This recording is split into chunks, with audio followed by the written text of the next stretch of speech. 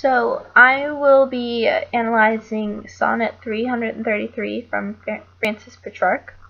So, go, grieving rhymes of mine, to that hard stone, whereunder lies my darling, lies my dear, and cry to her to speak from heaven's sphere, her mortal part with grass is overgrown.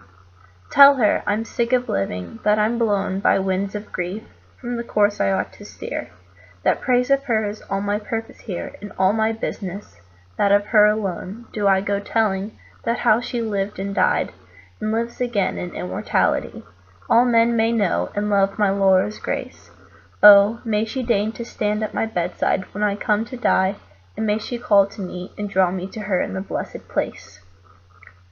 So I think I'll go through this line by line, just analyzing it that way, just because that's how I understand it when I read it. So maybe 2 lines at a time, but go, grieving rhymes of mine, to that hard stone, whereunder lies my darling, lies my dear.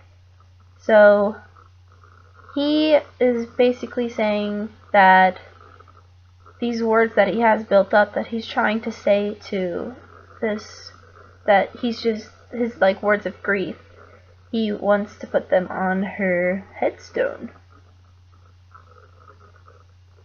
because whereunder lies my darling, because she's dead, and so it's the headstone of her grave where she's passed. And cry to her to speak from heaven's sphere, her mortal part her mortal part with grass is overgrown. So, and cry to her to speak from heaven's sphere, he's basically saying that he misses her and he wants to hear her talk to him again. He wants to hear what she has to say, and that he misses her. And just her mortal part with grass is overgrown, just there's grass growing over top of her grave. And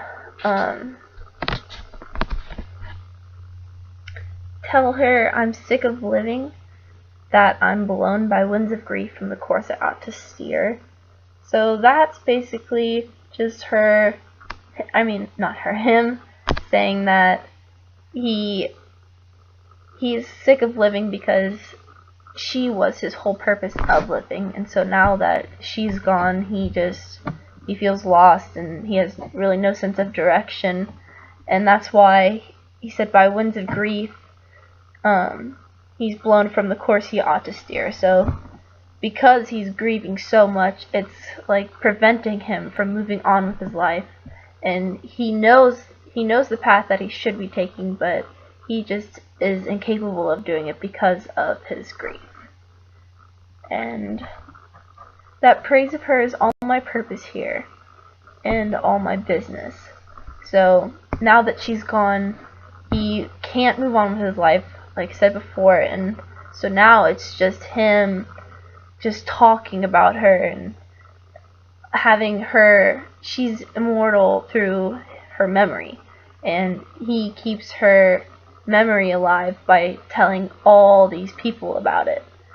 And so that of her alone do I go telling, that how she lived and died, and lives again in immortality. So like he's telling a story of how she died, how she lived, how great of a person she was while she lived, and lives again in immortality. And so he's like, she's so good that she had to go to heaven. And so that's one of the things that he's been telling people, that she is living again in immortality.